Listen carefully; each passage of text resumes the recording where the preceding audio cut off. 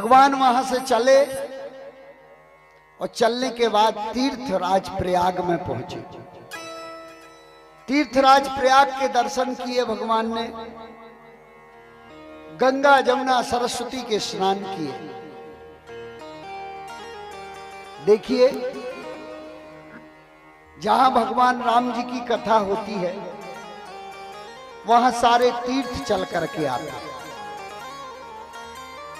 तत्रैव गंगा यमुना च वेणी गोदावरी सिंधु सरस्वती च सर्वाणि तीर्थानि बसंती तत्र यत्राच्युतो दारे कथा प्रसंग। जहां भगवान की अच्युत की कथा होती है वहां सारे तीर्थ आते हैं। सर्वाणि तीर्थानि बसंती तत्र, सारे तीर्थ यहां बसते हैं। चाहे वो गंगा हो, चाहे वो यमुना हो, चाहे वो सरस्वती हो। प्रयागराज में भगवान पहुंचते हैं तो गंगा जमुना के दर्शन करते हैं और सरस्वती के को प्रणाम करते हैं। क्यों? सरस्वती माता गुप्त है और गंगा और यमुना मैया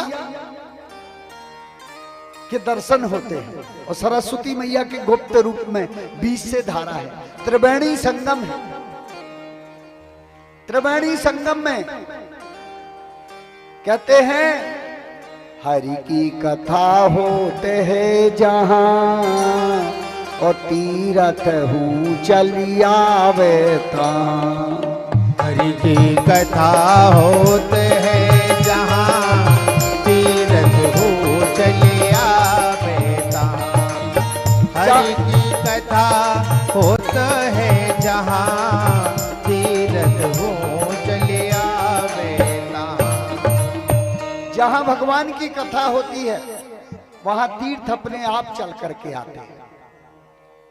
और आप लोग सोच रहे हैं कि आप लोग रोज रामायण सुनने आ जाते हैं, रोज राम कथा सुनने आ जाते हैं, रोज यज्ञ भगवान के दर्शन करने आ जाते हैं। आप लोग नहीं आते हो। आपके जो पुण्य हैं वो आपको खींच करके लाते हैं। जो जजमान बने हैं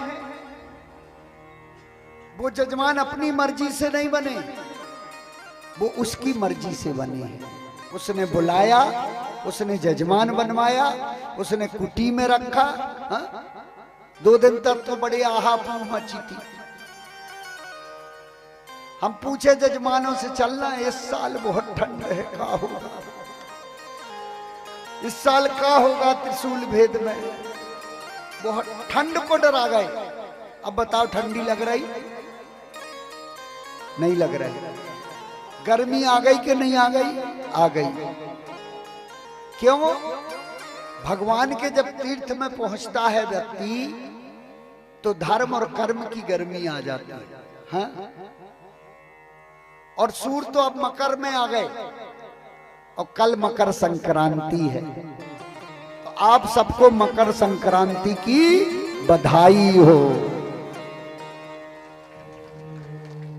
आज रात में 2:30 बजे मकर के सूर आ जाएंगे, 2:30 बजे रात में। और कल पूरे दिन मकर के सूर रहेंगे। बढ़िया मकर संक्रांति। चाहे 4 बजे नहाओ, चाहे 6 बजे नहाओ, चाहे 7 बजे नहाओ, लेकिन सूर्य उदय के पहले स्नान कर लो। मकर संक्रांति को तो ज्यादा उत्तम हो। और मकर संक्रांति में संगम के स्नान, भोगवती गंगा और उधर से नर्मदा मैया, और संगम के स्नान जिसने किए सोई उसके सारे पाप धुल गए। बोलो भक्त वत्सल भगवान की जय हो। नए पापों का प्राकट्य बस न करे वो। हाँ, क्यों?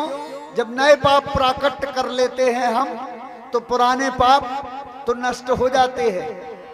अच्छा, एक और चीज बता, दूसरी जगह आप पुण्य करोगे, पाप दूसरी जगह आप पाप करोगे तो नर्मदा क्षेत्र में आकर के वो नष्ट हो जाएंगे। लेकिन नर्मदा क्षेत्र में आकर के अगर पाप करोगे तो वो 100 गुनी बढ़ जाएंगे। बोलो भक्त वत्सल भगवान, वो 100 गुनी बढ़ जाएंगे। इसलिए यहां ऐसा करना चाहिए कि कोई पाप ना हो जाए।